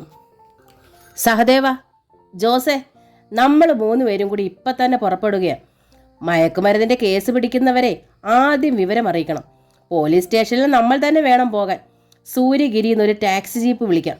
അവർ 3 പോകാനൊരുങ്ങി. അപ്പോൾ കുഞ്ഞുമ്മൻ പറഞ്ഞു, ഫിലിപ്പോസിൻ്റെ കഞ്ചാവാണെന്ന് പറയരുത്. അങ്ങനെ പറഞ്ഞാൽ ഒരുത്തനും വരില്ല. രാരിച്ചൻ്റെ ആണെന്ന് പറഞ്ഞു. അവന്മാർ ചാടി വീണോളും. അതുപോലെ പോലീസ് സ്റ്റേഷനിൽ സത്യം പറഞ്ഞേക്കരുത്. ഫിലിപ്പോസിനെ മക്കളെ ചില റൗഡികളെ തടഞ്ഞു വെച്ച് ഉപദ്രവിക്കുകയാണെന്നേ പറയാവൂ. പാഞ്ഞെത്തിക്കോളും അവന്മാർ. അത് ശരിയാ, അതാണ് ബുദ്ധി. സഹദേവൻ സമ്മതിച്ചു. മോനായും കുഞ്ഞുമോനും ജോസും കൂടി കുരിശുമൂട്ടിൽ ചെന്ന് നമ്മുടെ ആൾക്കാരെ മുഴുവൻ വിളിച്ചുണർത്തി ഇവിടെ എത്തിക്കണം. ഈ രാത്രി തന്നെ. നാളെ പോലീസ് എത്തുമ്പോൾ പാലക്കര ഗ്രാമം മുഴുവൻ ഇവിടെ ഉണ്ടായിരിക്കണം. കള്ളനും പോലീസും തമ്മിൽ ഒരു ഒത്തുതീർപ്പും ഒളിച്ചു കളിയും നടക്കാൻ ഇടവരുത്തരുത്, ജോണി നിർദ്ദേശിച്ചു. അത് ഞങ്ങളേറ്റു, കുഞ്ഞുമ്മൻ പറഞ്ഞു. ഫിലിപ്പോസും മക്കളും നേരം വെളുക്കുമ്പോഴേ വിവരമറിയാവൂ. അവരെ രക്ഷപ്പെടാൻ അനുവദിക്കരുത്. അവന്മാരിനി എങ്ങോട്ട് രക്ഷപ്പെടാൻ? നിങ്ങൾ വരുമ്പോൾ സൂര്യഗിരിയിൽ നിന്ന് ഒരു ഫോട്ടോഗ്രാഫറെ കൂടി കൊണ്ടുവന്നേക്കണം. എവർഷൈൻ സ്റ്റുഡിയോയിലെ ഷാജി മതി, മിടുക്കനാവൻ. പിന്നെ സൂര്യഗിരിയിലെ പത്രക്കാരൻ ഭാസ്കറിനെ കൂടി വിളിച്ചോ. ജോണിയും സഹദേവനും ജോസും അപ്പോൾ തന്നെ യാത്രയായി. എസ്തപ്പാനെയും കൂട്ടരെയും രാമൻകുട്ടിയുടെയും വളപ്പുരയുടെയും ചുമതല ഏൽപ്പിച്ചിട്ട് കുഞ്ഞുമോനും മോനായും ദേവസിക്കുട്ടിയും കൂടി കുരിശുമൂട്ടിലേക്ക് പോയി. എണ്ണയിട്ട യന്ത്രം പോലെ എല്ലാവരും പ്രവർത്തിച്ചു.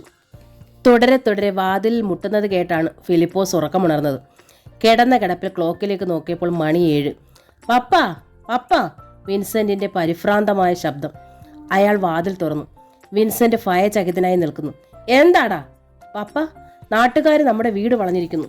വീട് വളഞ്ഞിരിക്കുന്നോ? എന്തോന്നിന്? അറിയാൻ മേല. പോകാൻ പറയട എല്ലാവനോടും. ഒരുപാട് പേരുണ്ട് പപ്പ. ഫിലിപ്പോസ് സിറ്റിംഗ് റൂമിൽ ചെന്ന് ഒരു ജനൽ തുറന്നു നോക്കി. അയാൾ ഞെട്ടിപ്പോയി. മുറ്റം നിറയെ ആളുകൾ, സ്ത്രീകളും വൃദ്ധരും കുട്ടികളും എല്ലാം ഉണ്ട്. പുരുഷന്മാരുടെ കയ്യിൽ കുറുവടികളും കല്ലുകളും വെട്ടുകത്തികളും മറ്റും. ഫിലിപ്പോസ് വേഗം ജനലടച്ചു. അവരെന്തോന്ന് ഭാവിച്ചാടാ ഇത്? എനിക്കൊന്നും മനസ്സിലാകുന്നില്ല. വയസ്സ് മറ്റൊരു ജനലിനരികിൽ പുറത്തേക്ക് നോക്കി നിൽപ്പുണ്ടായിരുന്നു. സംഗതി പെശകാണെന്ന് തോന്നുന്നല്ലോടാ. വാതിൽ തുറന്ന അവന്മാരുടെ കാര്യം എന്താണെന്ന് ചോദിച്ചാലോ? വേണ്ട, വാതിൽ തുറക്കണ്ട, അപകടമാ. നമുക്ക് പുറത്ത് കടന്ന് പോലീസിൽ വിവരം അറിയിച്ചാലോ? പുറത്ത് കടക്കാൻ വയ്യ, വീടിന് ചുറ്റും ആളാ. ഫിലിപ്പോസ് വേഗം കോണിപ്പടി കയറി ടെറസിൽ ചെന്ന് നോക്കി. റോഡിലും തോട്ടിലെത്തിലേക്കുള്ള വഴിയിലുമെല്ലാം ആൾക്കൂട്ടം ചലിക്കുന്നുണ്ട്. ഈ നാട്ടുകാർ തന്നെയാണോടാ ഇതെല്ലാം? ഇവിടെ ഇത്ര ആൾക്കാരെങ്ങനെ വന്നു? അതും ഇത്ര രാവിലെ? വേറെ വല്ലയിടത്തുനിന്ന് ഇറക്കുമതി ചെയ്തയാണോ? ജിജി ടെറസിലേക്ക് കയറി വന്നു. എന്താ പപ്പ ഇതൊക്കെ? താൻ ഊതിക്കത്തിച്ച തീപ്പൊരിയാണ് കാട്ടുതീയായി പടർന്നു പിടിച്ചിരിക്കുന്നതെന്നോ അത് തൻ്റെ കുടുംബത്തെ വിഴുങ്ങാൻ പോവുകയാണെന്നോ ആ പാവം അറിഞ്ഞിരുന്നില്ല. വളപ്പുരയുടെ ദിശയിലേക്ക് ആളുകൾ പോവുകയും വരികയും ചെയ്യുന്നത് കാണാമായിരുന്നു. ഫിലിപ്പോസേ, കള്ള കഴിവരടാ മോനെ, നിനക്ക് വെച്ചിട്ടുണ്ടടാ. ദേവസിക്കുട്ടി താഴെ നിന്ന് വിളിച്ചു പറഞ്ഞു. ഇപ്പം നീ മുകളിൽ തന്നെ ഇരുന്നോടാ. താഴെ ഇറങ്ങിയാൽ നിന്റെ പൊടി പോലും ബാക്കി കാണില്ല. ഫിലിപ്പോസ് വേഗം തലവലിച്ചു കളഞ്ഞു. ഉച്ച തിരിഞ്ഞ് 3 മണിയായി. നേർത്ത മഴച്ചാറ്റൽ. ഒരു ടാക്സി ജീപ്പ് വരുന്നത് കണ്ട് റോഡിലും മുറ്റത്തും തിങ്ങിക്കൂടിയിരുന്ന ആളുകൾ ഒഴിഞ്ഞു മാറി. ഫിലിപ്പോസിന്റെ മുറ്റത്ത് ജീപ്പ് വന്നു നിന്നു. ജോണിയും സഹദേവനും ജോസും ജീപ്പിൽ നിന്നിറങ്ങി. ഫോട്ടോഗ്രാഫർ ഷാജിയെയും റിപ്പോർട്ടർ ഭാസ്കരനെയും അവർ വിളിച്ചു വരുത്തി. തൊട്ട് പിന്നാലെ 2 ജീപ്പുകൾ കൂടി കയറി വന്നു. നാർക്കോട്ടിക് കൺട്രോൾ വിഭാഗത്തിൻ്റെയും പോലീസ് ഡിപ്പാർട്ട്മെൻറ്റിൻ്റെയും ജീപ്പുകൾ. ബംഗ്ലാവിൻ്റെ വാതിലുകൾ തുറക്കപ്പെട്ടു. ഫിലിപ്പോസും വിൻസെൻറ്റും വെളിയിലേക്ക് ഇറങ്ങി. ഫിലിപ്പോസ് വേഗം CI നമ്പ്യാരെ സമീപിച്ച് ആവലാതിപ്പെട്ടു. നേരെ വെളുത്തപ്പം മുതൽ ഈ ഗുണ്ടാസംഘം ഞങ്ങളെ വളഞ്ഞിരിക്കുക. നിങ്ങളിപ്പോൾ വന്നത് നന്നായി, അല്ലെങ്കിൽ ഞങ്ങളെ അപായപ്പെടുത്തിയേനെ. എന്താ പ്രശ്നം? എന്താണിതൊക്കെ? നമ്പ്യാർ നാട്ടുകാരോട് ചോദിച്ചു. പ്രശ്നം ഇവിടെ അല്ല സാറേ, സാറുമാർ വന്നാട്ടെ, കാണിച്ചു തരാം. അവരെയും വിളിച്ചോ, കുഞ്ഞുമ്മൻ പറഞ്ഞു. സംഗതി അത്ര പന്തിയല്ലെന്ന് CI നമ്പ്യാർക്കും ബോധ്യപ്പെട്ടു. ഒരു നാട് മുഴുവനുണ്ട് ബംഗ്ലാവിന് ചുറ്റും. ജോണി അവരെ വളപ്പുരയുടെ നേർക്ക് നയിച്ചു. ഫിലിപ്പോസ്, നിങ്ങളും വരണം. നിങ്ങളെ ആരും ഒന്നും ചെയ്യില്ല, ഞങ്ങളില്ലേ കൂടെ. CI നമ്പ്യാർ ഫിലിപ്പോസിനെയും വിൻസെന്റിനെയും വിളിച്ചു. അവർ വളപ്പുരയുടെ നേർക്ക് നീങ്ങി. പിന്നാലെ ജനക്കൂട്ടവും. നിലവറ തുറന്നു വെച്ചിരിക്കുന്നത് കണ്ടതോടെ ഫിലിപ്പോസിന്റെ കാര്യങ്ങൾ വ്യക്തമായി. അയാൾ നടുങ്ങി വിളറി നിന്നു. ഇവിടെന്താ കുഴപ്പം? എൻ്റെ ഗോഡൗൺ ആരാ കുത്തിപ്പൊളിച്ചത്? ഫിലിപ്പോസിന്റെ ശബ്ദം ദുർബലമായി കണ്ടിരുന്നു. വാ സാറന്മാരെ, കഞ്ചാവ് ശേഖരം കാണണ്ടേ? ജോണി ഉദ്യോഗസ്ഥരെ നിലവറയിലേക്ക് കൂട്ടിക്കൊണ്ടുപോയി. അവിടെ കെട്ടിയിട്ട നിലയിൽ രാമൻകുട്ടി കിടപ്പുണ്ടായിരുന്നു. ഇതാണ് കഞ്ചാവ് ചാക്കുകൾ, സഹദേവൻ കാട്ടിക്കൊടുത്തു. നാർക്കോട്ടിക് കൺട്രോൾ വിഭാഗത്തിലെ ഉദ്യോഗസ്ഥർ ചാക്കുകെട്ടുകൾ അഴിച്ചു നോക്കി. അസൽ ചടയൻ കഞ്ചാവ്. അതിൻ്റെ ഗന്ധം നിലവറയിലാകെ വ്യാപിച്ചു. ഇതിൽ നിന്ന് കുറേ രാരിച്ചനറിയാതെ ജീപ്പിൽ കയറ്റി വെച്ചിട്ടാണ് അവനെ കുടുക്കിയത്. സാക്ഷികളും തെളിവുകളും ഉണ്ട് സാറേ, മോനായി പറഞ്ഞു. ഉദ്യോഗസ്ഥർ കഞ്ചാവ് ചാക്കുകൾ അഴിച്ചു നിരത്തുമ്പോൾ ഫോട്ടോഗ്രാഫർ ഷാജിയുടെ ക്യാമറ ഫ്ലാഷ് മിന്നി പൊലിഞ്ഞുകൊണ്ടേയിരുന്നു. കഞ്ചാവ് ചാക്കുകൾ നീക്കം ചെയ്യുന്നതിനിടയിൽ വലിയൊരു ഇരുമ്പ് പെട്ടി ഉദ്യോഗസ്ഥർ കണ്ടെടുത്തു. അതിനുള്ളിൽ നിറയെ കള്ളപ്പണവും സ്വർണ്ണക്കട്ടികളും. പൂത്തപണം എന്ന് കേട്ടിട്ടേ ഉള്ളൂ, കണ്ടില്ലേ പൂപ്പൽ? ഒറ്റക്കയ്യൻ ജോണി പൂത്ത് കട്ട പിടിച്ച ഏതാനും നോട്ടുകെട്ടുകളെടുത്ത് പൊക്കി കാണിച്ചുകൊണ്ട് പറഞ്ഞു. നിലവറയ്ക്ക് മുകളിൽ സർവവും തകർന്ന മട്ടിൽ നിൽക്കുകയായിരുന്ന ഫിലിപ്പോസിനെ ആളുകൾ ഉന്തിത്തള്ളി നിലവറയിലേക്ക് ഇറക്കി. അങ്ങോട്ട് ഇറങ്ങി ചെല്ലടാ കള്ള റാസ്കൽ, ഒരാൾ ആക്രോശിച്ചു. ഇതുകൊണ്ടൊന്നും തീർന്നില്ല സാറേ. സീതയും സുമതിയെയും കൊന്നുകുഴിച്ചു മൂടിയത് എവിടാണെന്ന് കൂടി കള്ള പരിശോധന ചോദിച്ചേ. സഹദേവൻ CI നമ്പ്യാരോട് നിർദ്ദേശിച്ചു. നമ്പ്യാർ ഫിലിപ്പോസിനെ നോക്കി. ഫിലിപ്പോസ് അപേക്ഷാഭാവത്തിൽ നമ്പ്യാരെയും. നമ്പ്യാർ ഒരു വട്ടം ചിന്തിച്ചു, ആരുടെ കൂടെ നിൽക്കണം?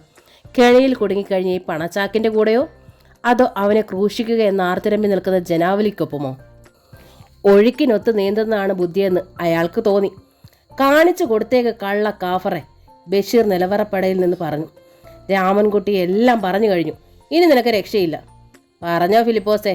നമ്പ്യാരുടെ മുഖം ചുവന്നു. ഫിലിപ്പോസ് അനങ്ങിയില്ല. പിറകിൽ നിന്ന് ഫിലിപ്പോസിന്റെ പെടലിക്ക് കനത്തൊരടി കിട്ടി. ഫിലിപ്പോസിന്റെ തല കറങ്ങി. ഒറ്റക്കയ്യൻ ജോണിയുടെ വകയായിരുന്നു അത്. പോലീസ് നിൽക്കുന്നതൊന്നും ഞങ്ങൾക്ക് പ്രശ്നമല്ല, അടിച്ച് പരത്തും ഞങ്ങൾ. പറയടാ, ഞങ്ങളുടെ പെണ്ണിനെ നീ എവിടെയാ കുഴിച്ചിട്ടത്? ഫിലിപ്പോസ് രാമൻകുട്ടിയെ നോക്കി. അയാൾ മുഖം താഴ്ത്തിക്കളഞ്ഞു. സകലതും തകർന്നുവെന്ന് ഫിലിപ്പോസിന് ബോധ്യമായി. അയാൾ തൻ്റെ വിറയ്ക്കുന്ന കൈ ഒരു മൂലയിലേക്ക് ചൂണ്ടി. മൺവെട്ടി കൊണ്ടുവാടാ, ജോണി മുകളിലേക്ക് നോക്കി വിളിച്ചു പറഞ്ഞു. നിമിഷങ്ങൾക്കുള്ളിൽ 4-5 മൺവെട്ടികൾ എത്തി. പോലീസിൻ്റെ സാന്നിധ്യത്തിൽ നാട്ടുകാർ തന്നെ നിലവറ കുത്തി തുറക്കാൻ ആരംഭിച്ചു. നിലവറയ്ക്കുള്ളിലും മുകളിലും ആളുകൾ തിക്കിത്തിരക്കി. സീതയുടെ സുമതിയുടെ ശവം മാന്തുകയാ. ആരോ അടക്കം പറഞ്ഞ തെല്ലുച്ചത്തിലായിപ്പോയി. സീതയെ മറവ് ചെയ്തിടാൻ കുഴിച്ചപ്പോൾ ആദ്യം മുടിയാണ് കണ്ടത്, പിന്നെ തലയോട്ടി, അസ്ഥിപഞ്ജരം. തലയോട്ടിയിൽ അപ്പോഴും മുടിനാരുകൾ പറ്റി പിടിച്ചു കിടന്നിരുന്നു. സുമതിയെ മറവ് ചെയ്ത ഭാഗത്തു നിന്ന് മണ്ണ് പുതഞ്ഞ കുറേ അസ്ഥി കഷ്ണങ്ങളും തലയോട്ടിയും കണ്ടെടുത്തു. ഒരു നിമിഷത്തേക്ക് നിലവറയിൽ നിശബ്ദത തളം കെട്ടി. അവിശ്വസനീയതയോടെ തരിച്ചു നിൽക്കുകയായിരുന്നു ഉദ്യോഗസ്ഥരും ജനക്കൂട്ടവും. ശവം പോലും കാണിച്ചില്ലല്ലോടാ പട്ടി. സഹദേവനൊരലർച്ചയോടെ ഫിലിപ്പോസിൻ്റെ മേൽ ചാടി വീണു. പൊടുന്നനെയുള്ള ആക്രമണത്തിൽ ഫിലിപ്പോസ് വീണുപോയി. അക്രമാസക്തരായ ജനക്കൂട്ടം ഒരു ഹിംസ്ര മൃഗത്തെ പോലെ നിലവറയ്ക്കുള്ളിലേക്ക് ആർത്തിരമ്പി കയറി. വിൻസെന്റിനെ ആരോ മുകളിൽ നിന്ന് നിലവറയിലേക്ക് ചവിട്ടിത്തള്ളി. ജിജി ടെറസിന് മുകളിൽ പകച്ചു നിൽക്കുകയാണ്. വിൻസെന്റിനെയും പപ്പയും പോലീസ് വിലങ്ങ് വെച്ച് ജീപ്പിൽ കയറ്റുന്നത് അവൾക്ക് കാണാമായിരുന്നു. തൻ്റെ കുടുംബം തകരുകയാണ്. അപമാനത്തിൻ്റെയും കഠിന ശിക്ഷകളുടെ ആഴക്കയത്തിൽ മുങ്ങി താഴുകയാണ്. തൻ്റെ ജീവിതവും അഭിമാനവുമാണ് ശിഥിലമാകുന്നത്. തന്നെ ഊറ്റം കൊള്ളിച്ചിരുന്ന സമ്പത്തും പ്രൗഢിയും പാവപ്പെട്ട മനുഷ്യരുടെ ചോരയും കണ്ണീരുമായിരുന്നെന്ന് അവൾ തിരിച്ചറിഞ്ഞു. പാവങ്ങളുടെ അസ്ഥി കഷ്ണങ്ങൾ കൊണ്ടാണ് ഈ ബംഗ്ലാവ് പടുത്തുയർത്തിയിരിക്കുന്നത്. വലിയ കാപ്പട്യത്തിൻ്റെയും വഞ്ചനയുടെയും ക്രൂരതയുടെയും ദുഷ്ടതയുടെയും മീതെ വിരിച്ച പട്ടുപരവതാനികളിലൂടെയാണ് ഇതുവരെ അഹങ്കാരത്തോടെ നടന്നിരുന്നത്. എന്നാലും തൻ്റെ പപ്പയും ആങ്ങളമാരുമാണവർ. ജയിലഴിക്കുള്ളിലേക്കാണ് അവർക്ക് നടന്നു പോകേണ്ടത്. താനും അതിനൊരു കാരണക്കാരിയാണ്. താൻ നൽകിയ ചെറിയൊരു സൂചനയാണ് ഈ ദുരന്തമെല്ലാം വരുത്തി വെച്ചത്. ഇങ്ങനെയൊന്നും വന്നുകൂടുമെന്ന് അറിഞ്ഞുകൊണ്ടായിരുന്നില്ല. ആരുടെ പക്ഷത്താണ് താൻ നിലകൊണ്ടേണ്ടിയിരുന്നത്? താൻ ചെയ്തത് തെറ്റോ ശരിയോ? സ്വന്തം കുടുംബത്തിനായിരുന്നോ നീതിക്കായിരുന്നോ താൻ വില കൽപ്പിക്കേണ്ടിയിരുന്നത്? ഉത്തരം കിട്ടാതെ അവൾ ഉഴറി. അവളുടെ മിഴികൾ നിറഞ്ഞു തുളുമ്പി. ഫിലിപ്പോസിനെയും ആൺമക്കളെയും രാമൻകുട്ടിയെയും മാണിയെയും ഒക്കെ കയറ്റിക്കൊണ്ടുള്ള പോലീസ് ജീപ്പ് മുമ്പേ പോയി. പിറകെ നാർക്കോട്ടിക് കൺട്രോൾ വിഭാഗത്തിൻ്റെ ജീപ്പ്, തൊണ്ടി സാധനങ്ങൾ കയറ്റിയ മിനി ലോറി, അതിനും പിറകിൽ ഏറ്റവും പിന്നിൽ നാട്ടുകാരുടെ സന്നദ്ധ സംഘം കയറിയ 3 ടാക്സി ജീപ്പുകളും. ഫിലിപ്പോസിൻ്റെ മുറ്റത്ത് നിന്നും ജനക്കൂട്ടം പിരിഞ്ഞു പോയി തുടങ്ങി. അവസാനത്തെ ആളും പോകുന്നത് വരെ ജിജി ടെറസിൽ തന്നെ ഇരുന്നു. പിന്നെ കോണിപ്പടികൾ ഇറങ്ങി താഴേക്ക് വന്നു. വെളിച്ചം മങ്ങി തുടങ്ങിയിരുന്നു. ബംഗ്ലാവിനുള്ളിൽ ശ്മശാന മൂകത. ജിജിക്ക് പേടി തോന്നി. ഒരു ചെറിയ ശബ്ദം പോലും അവളിൽ ഉൾക്കിടലമുണ്ടാക്കി. അവൾ സോഫയിലിരുന്ന് കരഞ്ഞു. എപ്പോഴോ വാതിലിൽ ഒരു മുട്ട് കേട്ടു. ഹാളിൽ ഇരുട്ടായിരുന്നു. വാതിൽ തുറക്കാൻ അവൾ ഭയന്നു. പേടിക്കണ്ട, ഞങ്ങളാ, ഉപദ്രവിക്കാൻ വന്നതല്ല. ആരാണെന്ന് ജിജിക്ക് മനസ്സിലായില്ല. അവൾ എഴുന്നേറ്റ് ചെന്ന് വാതിൽ തുറന്നു. ടോർച്ചിൻ്റെ വെളിച്ചം അവളുടെ മേൽ വീണു. ഒറ്റക്കയ്യൻ ജോണിയായിരുന്നു അത്. ഇരുട്ടത്തിരുന്ന് കരയുകയായിരുന്നോ? നിങ്ങൾക്ക് എന്നോടും പ്രതികാരം ചെയ്യാം. നിങ്ങളുടെ പെണ്ണുങ്ങളെ അപമാനിച്ചതിനും കൊന്നതിനും കുഴിച്ചു മൂടിയതിനും. ഇവിടെ ഞാൻ തനിച്ചേ ഉള്ളൂ. എന്നെ എന്ത് ചെയ്താലും ചോദിക്കാൻ ആരുമില്ല. നിന്നോട് പ്രതികാരം ചെയ്യേണ്ടത് ഞങ്ങളല്ല. രാരിച്ചൻ ഇങ്ങ് തിരിച്ചു വന്നോട്ടെ. ജീവനോടെ ഉണ്ടെങ്കിൽ നിന്നോടുള്ള പ്രതികാരം ഞങ്ങൾ അവന് വിട്ടുകൊടുത്തിരിക്കുക. അവൻ തീരുമാനിക്കും നിന്നെ എന്ത് ചെയ്യണമെന്ന്, ജോണി പറഞ്ഞു. ജിജി മൗനം ആചരിച്ചു. ഞങ്ങൾ ആരും നിന്നെ ശിക്ഷിക്കാൻ വന്നതല്ല കൊച്ചേ, മറിച്ച് രക്ഷിക്കാൻ വന്നതാ. ഞങ്ങൾ 5-6 പേരുണ്ട്. നീ ഒറ്റയ്ക്കേ ഉള്ളൂ എന്ന് അറിഞ്ഞുകൊണ്ട് കാവലിരിക്കാൻ വന്നവരാ. ഞങ്ങൾ ഈ സിറ്റ് ഔട്ടിൽ കാണും രാത്രി മുഴുവൻ. വാതിലടച്ചിട്ട് പോയി കിടന്നു. ജിജി വാതിലടയ്ക്കാനൊന്നും നിന്നില്ല. സാവധാനം പിന്തിരിഞ്ഞു നടന്നു ഉൾത്തടങ്ങളിലെ ഇരുട്ടിലേക്ക്. ദിനപത്രങ്ങളിൽ വെണ്ടയ്ക്ക അക്ഷരത്തിൽ വാർത്ത വന്നു. ഫിലിപ്പോസിൻ്റെ ക്രൂരകൃത്യങ്ങൾ, തട്ടിപ്പുകളും വെട്ടിപ്പുകളും, മാനഭംഗങ്ങളും കൊലപാതകങ്ങളും. ഫിലിപ്പോസിൻ്റെയും വിൻസെൻറ്റിൻ്റെയും വലിയ ഫോട്ടോകളും ഉണ്ടായിരുന്നു മുൻ പേജിൽ തന്നെ. കൂടെ പിടിച്ചെടുത്ത കഞ്ചാവ് ചാക്കുകളുടെയും കള്ളപ്പണത്തിൻ്റെയും സ്വർണ്ണക്കട്ടികളുടെയും പടങ്ങളും. പാലക്കര ഗ്രാമം ഇന്ന് ശാന്തമാണ്. വിഷപ്പാമ്പുകളെയും ഇടിമിന്നലുകളെയും അല്ലാതെ മറ്റൊന്നിനെ അവർക്ക് ഭയപ്പെടേണ്ട. അവരുടെ സമ്പാദ്യം പിടിച്ചു പറിക്കാനോ അവരെ ചൂഷണം ചെയ്യാനോ ആരുമില്ല. അവരുടെ പെണ്ണുങ്ങളെ ആരും ബലമായി പിടിച്ചുകൊണ്ടുപോയി അപമാനിക്കുകയും കൊന്നു മറവ് ചെയ്യുകയും ചെയ്യുന്നില്ല. അവരുടെ ഗ്രാമീണത കവർച്ച ചെയ്യപ്പെടുന്നുമില്ല. ശാന്തിയും സമാധാനവുമുള്ള നാട്. ആളുകൾ കുരിശുമൂട് കവലിലെത്തി സാധനങ്ങൾ വാങ്ങുകയും അല്ലറ ചില്ലറ നാട്ടുവർത്തമാനങ്ങൾക്ക് ശേഷം മടങ്ങുകയും ചെയ്യുന്നു. മുൻപൊന്നുമില്ലായിരുന്ന ഒരു ഐക്യബോധം നാട്ടുകാരെ തമ്മിൽ ദൃഢമായി ഇണക്കിച്ചേർക്കുന്ന കാണാച്ചങ്ങലയായി നിലനിന്നു. ആദ്യത്തെ പതർച്ചയ്ക്ക് ശേഷം ജിജി തൻ്റെ വിധിയെ ധീരമായി നേരിടാൻ തീരുമാനിച്ചു. തോട്ടത്തിൻ്റെ നടത്തിപ്പ് അവൾ ഏറ്റെടുത്തു. തികഞ്ഞ ഉത്തരവാദിത്ത ബോധത്തോടെ കാര്യങ്ങൾ നടത്തി. അവൾക്ക് നാട്ടുകാരുടെ പിന്തുണയും സഹകരണവും എല്ലായ്പ്പോഴും ഉണ്ടായിരുന്നു. ബൂട്ടുകളുടെ ഒച്ച. ഇടനാഴിയിലൂടെ ആരോ വരികയാണ്. രാരിച്ചൻ അഴികൾക്കപ്പുറത്തേക്ക് നോക്കി. തടവറയുടെ ചുമരും ചാരി ഇരിക്കുകയായിരുന്നു അവൻ. അഴിവാതിലിൽ താക്കോൽ തിരിയുന്ന ശബ്ദം. വാതിൽ തുറക്കപ്പെട്ടു. വാർഡൻ ഉള്ളിലേക്ക് തല നീട്ടി. രാരിച്ചൻ, ഞാൻ ഇവിടെ ഉണ്ട് സാറേ, ചത്തിട്ടില്ല. എഴുന്നേറ്റ് വാ. എന്തിനാ സാറേ? നിന്നെ സൂപ്രണ്ട് വിളിക്കുന്നു. രാരിച്ചൻ എഴുന്നേറ്റു. കൈകാലുകൾ നീട്ടി മൂരി നിവർന്നു. അവൻ വാർഡൻ്റെ പിന്നാലെ നടന്നു. ജയിൽ സൂപ്രണ്ടിൻ്റെ ഓഫീസ് റൂമിന് മുമ്പിൽ വാർഡൻ നിന്നു. കയറി ചെല്ല്. അവൻ അകത്തേക്ക് കയറി ചെന്നു. എന്തോ എഴുതിക്കൊണ്ടിരുന്ന സൂപ്രണ്ട് കസേരയിൽ പിന്നോട്ട് മലർന്നു കിടന്ന് അവനെ ആപാത ചൂടം നോക്കി. തടിക്ക് കേടൊന്നുമില്ലല്ലോടാ ഇത്രയും ദിവസമായിട്ടും. രാരിച്ചൻ സ്വയം ഒന്ന് നോക്കി. ശരിയാണ്, ഉടവൊന്നും തട്ടിയിട്ടില്ല. പോലീസുകാരും വാർഡന്മാരും ഉടയ്ക്കാൻ നോക്കിയിട്ടും വലിയ ക്ഷീണമില്ല. ഒരുക്കാ സാറേ, അതുകൊണ്ടാ, അവൻ കൂസലേഞ്ഞി പറഞ്ഞു. സൂപ്രണ്ട് ചിരിച്ചു. നിനക്ക് പോകാം. എങ്ങോട്ട്? നിനക്ക് ഇഷ്ടമുള്ളിടത്തേക്ക്. റിലീസിംഗ് ഓർഡർ വന്നിട്ടുണ്ട്. രാരിച്ചൻ വിശ്വാസം വരാത്ത പോലെ നിന്നു. പൊയ്ക്കോ. അവൻ തിരിഞ്ഞു നടന്നു. സെൻട്രി തുറന്നുകൊടുത്ത ജയിൽ കവാടത്തിലൂടെ പുറത്തേക്ക് കടക്കുമ്പോൾ സബ് ജയിലിൻ്റെ മതിൽക്കെട്ടുകൾ അപ്പുറത്തെ തുറന്ന ഭൂമുഖത്ത് വീശിക്കൊണ്ടിരുന്ന തണുപ്പ് കാറ്റേറ്റ് അവന് കുളിര് കോരി. ജീപ്പുകളുടെ ഒരു നിര കൺമുന്നിൽ അവൻ കണ്ടു. സൂര്യഗിരിയിലെ ടാക്സി ജീപ്പുകൾ മുഴുവനുമുണ്ട്. ഫിലിപ്പോസ് മുതലാളിയുടെ ജീപ്പുമുണ്ട്. അതിനരികിൽ ജിജി, അവൾക്കരികിൽ അമ്മ, മോളിച്ചേച്ചി, അവരോട് ചേർന്ന് സഹദേവനും ട്രീസയും. സഹദേവൻ്റെ കയ്യിലൊരു പിഞ്ചു പൈതൽ. ജീപ്പുകൾക്ക് മുന്നിലൊരു ജനക്കൂട്ടം. ഒറ്റക്കയ്യൻ ജോണി, കുഞ്ഞുമോൻ, മോനായി, ജോസ്, പാപ്പി, എസ്തപ്പൻ, പ്രസാദ്, ദേവസിക്കുട്ടി, മാത്തച്ഛൻ, കുഞ്ഞേപ്പ്, അങ്ങനെ എത്ര പേർ. പാലക്കര ഗ്രാമം മുഴുവൻ കാത്തു നിൽക്കുകയാണ് ഒരു വീരപുരുഷനെ എന്ന പോലെ അവനെ വരവേൽക്കാൻ, സ്വീകരിക്കാൻ. പൊടിപ്പാറ വക്കൻ്റെ മകനെ, രാരിച്ചനെ. ഒരിക്കൽ കൂടി കല്ലേറും കൊലവിളികളും മാരകായുധങ്ങളുമായി പാഞ്ഞെടുക്കുന്ന ജനക്കൂട്ടത്തെ അവൻ മനക്കണ്ണിൽ കണ്ടു. എല്ലാം കഴിഞ്ഞു പോയിരിക്കുന്നു. പൊടിപ്പാറ വക്കൻ്റെ മകൻ ഇന്ന് പാലക്കര ഗ്രാമത്തിന് പ്രിയപ്പെട്ടവനാണ്. അവരിൽ ഒരാളാണ്. രാരിച്ചൻ്റെ കണ്ണുകളിൽ നനവൂറി. കണ്ണീർ പാടയ്ക്കപ്പുറം കൺമുന്നിലെ കാഴ്ച മഴയിൽ കുതിരുന്ന സ്വപ്നം പോലെയായി. ആരുടെ അടുത്തേക്കാണ് ആദ്യം ചെല്ലേണ്ടത്? സ്നേഹത്തിൻ്റെയും സഹനത്തിൻ്റെയും മൂർത്തീഭാവമായ അമ്മയുടെ അടുക്കലേക്കോ? തെറ്റുകൾ ശരിയാക്കി തിരുത്തിയ സഹദേവൻ്റെ അടുത്തേക്കോ? തൻ്റെ പിന്നിൽ കരുത്തും സ്നേഹവുമായി അണിനിരുന്ന നാട്ടുകാരുടെ അടുത്തേക്കോ? രക്ഷാമന്ത്രം മോദി ജീവിതത്തിൻ്റെ വെളിച്ചം നിറഞ്ഞ വീതി കാട്ടിത്തന്ന ജിജിയുടെ അരികിലേക്കോ? ജിജി അവനെ തന്നെ സൂക്ഷിച്ചു നോക്കുകയായിരുന്നു. കാലിയ എന്ന ഹിന്ദി സിനിമ അവൾക്ക് ഓർമ്മ വന്നു.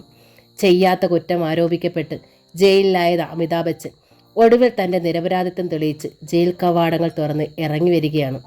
ഉറച്ച കാൽവെപ്പുകളോടെ, അചഞ്ചലമായ ആത്മവിശ്വാസത്തോടെ, ധീരജേതാവിനെ പോലെ. ജോസി വാഗമറ്റത്തിൻ്റെ ദ്രാവിഡൻ എന്ന നോവൽ ഇവിടെ പൂർണ്ണമാവുകയാണ്. ഈ നോവൽ നിങ്ങൾക്ക് ഇഷ്ടമായെങ്കിൽ സബ്സ്ക്രൈബ് ചെയ്യാതാണ് നിങ്ങളിത് കാണുന്നതെങ്കിൽ പ്ലീസ് ഒന്ന് സബ്സ്ക്രൈബ് ചെയ്യണേ. താങ്ക്